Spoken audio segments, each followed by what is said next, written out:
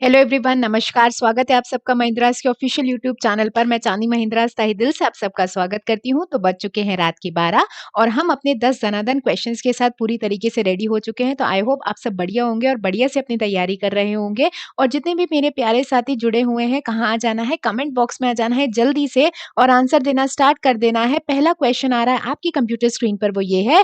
लेकिन उससे पहले एक जो है इंपॉर्टेंट इन्फॉर्मेशन देनी है। वो इंपॉर्टेंट इन्फॉर्मेशन ये है कि 7 फरवरी को मतलब संडे को सुबह 6:30 बजे हम मिलेंगे इंपॉर्टेंट क्वेश्चंस के साथ with detailed explanation of budget. तो हम बहुत सारे जो है क्वेश्चंस करने वाले हैं बजट पर। तो बिल्कुल आप सबने बजट जो है पढ़ तो लिया होगा, अब बारी है रिवीजन करने की और क्विज करने की। तो बजट और इकोनॉमिक सर्वे, आर्थिक सर्वेक्षण के क्विज के लिए और इंपॉर्टेंट क्वेश्चंस के लिए मिलेंगे 7 फरवरी को सुबह 6:30 बजे। तो जुड़ना मत भूलिएगा। अब बढ़ रहे हैं अपने पहले क्वेश्चन की तरफ। पहला क्वेश्चन आ रहा है आपकी स्क्रीन पर। Jeff Bezos has announced to step down as the CEO of Amazon from July 2021. Who will take over as the new CEO? Jeff Bezos ने जुलाई 2021 से Amazon के नए सीईओ के रूप में पद छोड़ने की घोषणा कर दी है। नए सीईओ के रूप में पदभार कौन संभालेंगे? तो आपको बताना है कि नए सीईओ जो है वो कौन रहेंगे भाई Amazon के। जेफ बेजोस ने जो है स्टेप डाउन करने की बात कर दी है। और बिल्कुल अगर मैं बात करूं तो नए सीईओ किसे नियुक्त किया गया है, कौन रहेंगे, वो रहेंगे कौन? एंडी जेसी रहेंगे। कौन रहेंगे? एंडी जेसी रहेंगे। अगर हम बात करें तो Amazon जो है ऑनलाइन बुक प्लेटफॉर्म से स्टार्ट किया गया 1994 में, जो इतना ज्यादा जो है वास्ट बढ़ गया है। और अगर मैं बात करूं तो आप स्क्रीन पर देख पा रहे हो जेफ बेजोस जी को, जिन्होंने ये कहा है कि वो स्टेप डाउन करेंगे Amazon सीईओ के तौर पर। और एंडी जेसी जो अभी Amazon क्लाउड कंप्यूटिंग डिवीजन के चीफ हैं, हेड हैं, वो बनेंगे नए हेड, नए सीईओ बनेंगे किसके? Amazon के। और जेफ बेजोस जो हैं, जो कंपनी के फाउंडर हैं Amazon के, वो रहेंगे क्या? एग्जीक्यूटिव चेयरमैन रहेंगे। तो क्या रहेंगे? वो एग्जीक्यूटिव चेयरमैन रहेंगे। तो बिल्कुल वो जो है अपना पदभार जो है छोड़ रहे हैं। कुछ नई जो है चीजें लाने की बिल्कुल प्लानिंग की जा रही होगी। नेक्स्ट बढ़ रहे हैं अगले क्वेश्चन की तरफ। अगला क्वेश्चन आ रहा है आपकी स्क्रीन पर। What is the theme of the world cancer day 2021? विश्व कैंसर दिवस 2021 का विषय क्या रहा? तो 4 फरवरी को विश्व कैंसर दिवस, वर्ल्ड कैंसर डे सेलिब्रेट किया जाता है अवेयरनेस फैलाने के लिए, कैंसर के विरुद्ध की कैसे कैसे जो है कैंसर को अवेयर करके, लोगों को अवेयर करके लोगों की जानें बचाई जा सकती हैं। बहुत सारे लोग जो है कैंसर से, बहुत सारे लोग कैंसर से अगर हम बात करें पीड़ित हैं। इसके अलावा बहुत सारा डेथ रेशियो भी जो है वो निकल कर आता है कैंसर से। तो इस बार का जो वर्ल्ड कैंसर डे रहा उसकी थीम पूछी गई है। तो थीम क्या थी? I am and I will. बिल्कुल थीम क्या दी गई थी? I am and I will. तो आप देख रहे हो कि 4 फरवरी को वर्ल्ड कैंसर डे मनाया जाता है और इस बार की थीम क्या दी गई थी? I am and I will. Next पढ़ रहे हैं अगले क्वेश्चन की तरफ। Year-long birth centenary celebration of legendary classical singer Pandit Bhimsen Joshi ji begins on 4th of February. He belongs from which state? महान शास्त्रीय गायक पंडित भीमसेन जोशी जी की जन्मशती वर्षगांठ 4 फरवरी से शुरू हो रहा है। तो पूरा एक year long birth celebration, centenary celebration किया जाएगा उनकी याद में। वह किस राज्य से संबंध रखते थे? तो आपको बताना है पंडित भीमसेन जोशी जी जो थे, जो लेजेंडरी क्लासिकल सिंगर रहे, वे किस राज्य से संबंध रखते थे? तो बिल्कुल अगर मैं बात करूं तो वो किस राज्य से बिलोंग करते थे? तो वो कौन सा था? कर्नाटका से बिलोंग करते थे। कहां से बिलोंग करते थे? कर्नाटका से बिलोंग करते थे। पंडित भीमसेन जोशी जी का जो है बर्थ एनिवर्सरी 4 फरवरी को रहती है। 1922 में उनका जन्म हुआ और 24 जनवरी 2011 में उनकी क्या हो गई थी? डेथ हो गई थी। तो बहुत ही वेटरन क्लासिकल सिंगर रहे ये। बहुत सारे पुरस्कार से नवाजा गया है इन्हें, जैसे कि 1998 में इन्हें संगीत नाटक अकादमी अवार्ड से नवाजा गया, जो संगीत नाटक अकादमी का हाईएस्ट अवार्ड रहता है। इसके अलावा इन्हें भारत रत्न भी दिया गया था। कब? 2009 में ये भारत रत्न अवार्डी भी रहे हैं। नेक्स्ट पढ़ रहे हैं अगले क्वेश्चन की तरफ। अगला क्वेश्चन आ रहा है आपकी स्क्रीन पर। Recently, Majuli, the world's largest inhabited riverine island, is in news with context to the 15th Finance Commission. In which state Majuli located? हाल ही में माजुली दुनिया का सबसे बड़ा आबाद नदी द्वीप रहा। 15वें वित्त आयोग के संदर्भ में ये खबरों में है। और माजुली आपको बताना है कि भारत के किस राज्य में स्थित है। तो माजुली जो है बिल्कुल खबरों में बना रहता है। ये जो जगह है वो कहाँ पर लोकेटेड है? तो बिल्कुल माजुली जो है ये एक रिवराइन आइलैंड की बात करें तो आबाद नदी द्वीप है। और ये कहाँ पर लोकेटेड है? तो बिल्कुल कहाँ पर लोकेटेड है? असम में स्थित है। कहाँ पर स्थित है? असम में स्थित है। आप जो है स्क्रीन पर देख पा रहे हो 15 फाइनेंस कमीशन, 15वें वित्त आयोग की बात करें तो उसने 75 करोड़ रुपीस जो है दिया है माजुली में रोड डेवलपमेंट के लिए, एम्बैंकमेंट कम रोड डेवलपमेंट के लिए। और 300 करोड़ रुपए जो दिया गया है वो किसे दिया गया है? कामाख्या टेम्पल के लिए। कहाँ के लिए दिया गया है? कामाख्या टेम्पल कॉम्प्लेक्स को डेवलप करने के लिए दिया गया है। ठीक है ना? तो आप यहाँ पे फेरीज देख पा रहे हो ब्रह्मपुत्र रिवर पर जोरहट और माजुली आइलैंड में। तो बिल्कुल इंपॉर्टेंट रहेगा, मुझे कमेंट बॉक्स में लिखकर बताओगे कि कामाख्या मंदिर जो है वो कहाँ पर स्थित है, कामाख्या टेम्पल कहाँ पर लोकेटेड है। नेक्स्ट पढ़ रहे हैं अगले क्वेश्चन की तरफ। The new START nuclear treaty that is in news these days is a treaty between which of the following two countries.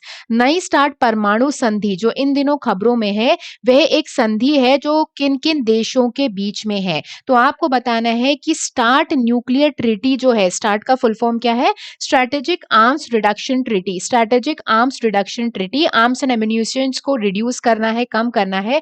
ये न्यूक्लियर ट्रीटी जो है किन किन कंट्रीज के बीच में, ये परमाणु संधि है। तो 5 साल इस परमाणु संधि को और बढ़ाया गया है, किन किन कंट्रीज के बीच में? बिल्कुल यूएसए और रशिया के बीच में। किस किस के बीच में? यूएसए और रशिया के बीच में है। तो आप देख पा रहे हो यूनाइटेड नेशंस के बारे में, यहाँ पर जो है आप यूएन को देख पा रहे हो, यूएन का जो है लोगो देख पा रहे हो। तो यूनाइटेड नेशंस जो है उसने ये कहा है, उसने बिल्कुल जो है वेलकम किया है इस स्टेप को। यूनाइटेड नेशंस और यूनाइटेड स्टेट्स और रशिया के बीच में जो है ऑफिशियली अनाउंस कर दिया गया है कि 5 साल और एक्सटेंशन दिया जा रहा है इस स्टार्ट ट्रीटी को। ठीक है, परमाणु संधि को 5 साल का और क्या दिया गया है? एक्सटेंशन दिया गया है। नेक्स्ट पढ़ रहे हैं अगले क्वेश्चन की तरफ।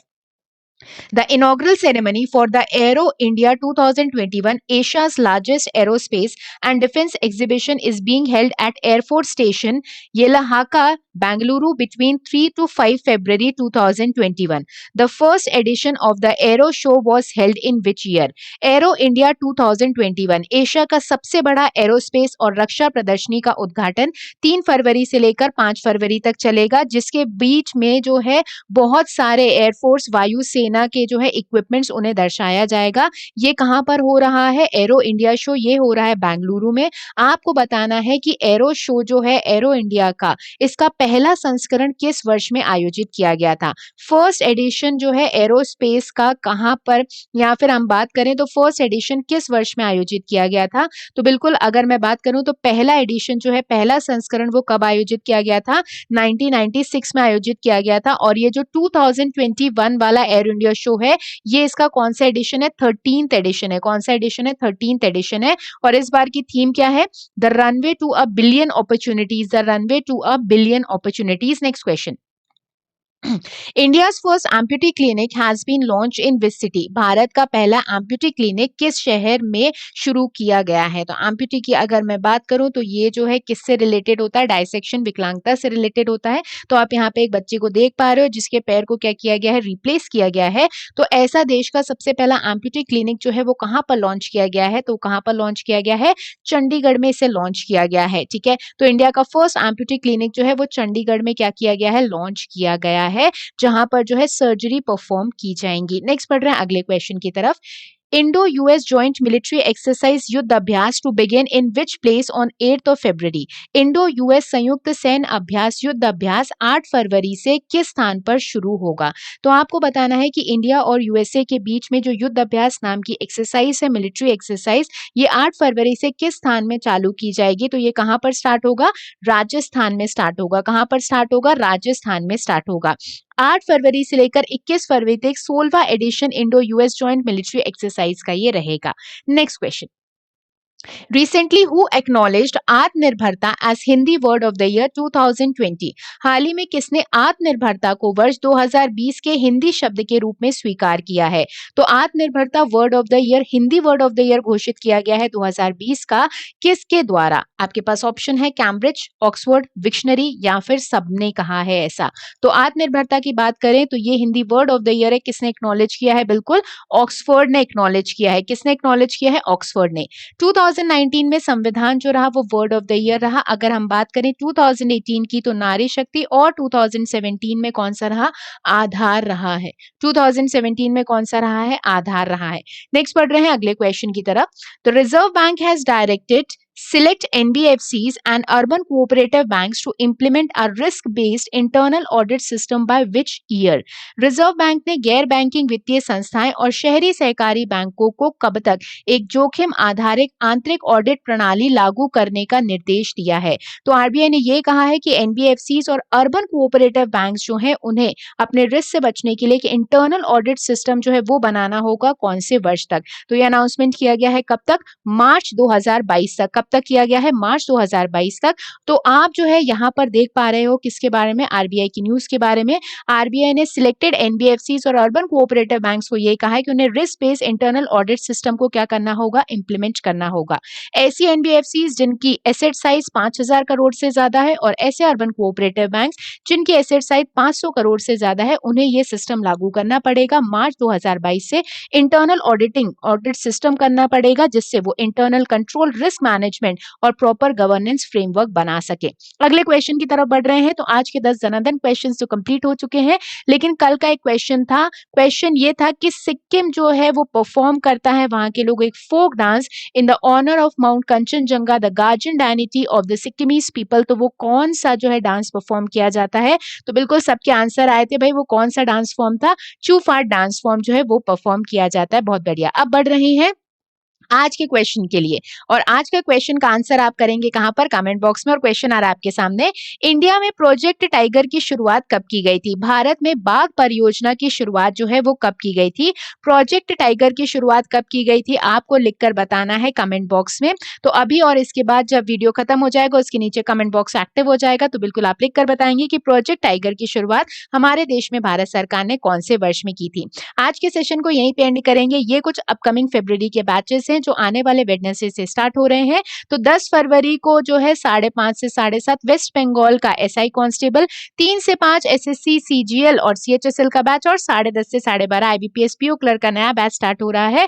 और 17 फरवरी से 5:30 से 7:30 आईबीपीएस पीओ क्लर्क और 8 से 10 आईबीपीएस पीओ क्लर्क का बैच हम स्टार्ट कर रहे हैं। तो आईबीपीएस का कैलेंडर आ चुका है, तो बिल्कुल ज्यादा इन्फॉर्मेशन के लिए mahindras.org की वेबसाइट पर आप जुड़ जाइए और जूम प्लेटफॉर्म पे हमारे साथ अपनी तैयारी को बेसिक से और बेहतरीन बना लीजिए, क्योंकि अभी भी 6 महीने का टाइम है आपके पास। Thank you very much to all of you. अब मिलेंगे सुबह कितने बजे? 6:30 बजे अपने करंट अफेयर्स एनालिसिस के साथ। तो जुड़ना मत भूलिएगा सुबह 6:30 बजे। आज के सेशन को यहीं पे एंड करते हैं। जितने भी प्यारे साथी जुड़े हुए थे, अगर चैनल को सब्सक्राइब नहीं किया है तो बिल्कुल चैनल को सब्सक्राइब करना ना भूलें और बेल आइकन दबा दें, जिससे कोई भी इंपॉर्टेंट इन्फॉर्मेशन मिस ना हो पाए। जाते जाते सेशन को लाइक करते जाइएगा। अब मिलेंगे सुबह 6:30 बजे। Thank you very much to everyone. अपने अपने परिवार का खूब ध्यान रखिएगा। Bye bye guys, take care, good night, जय हिंद।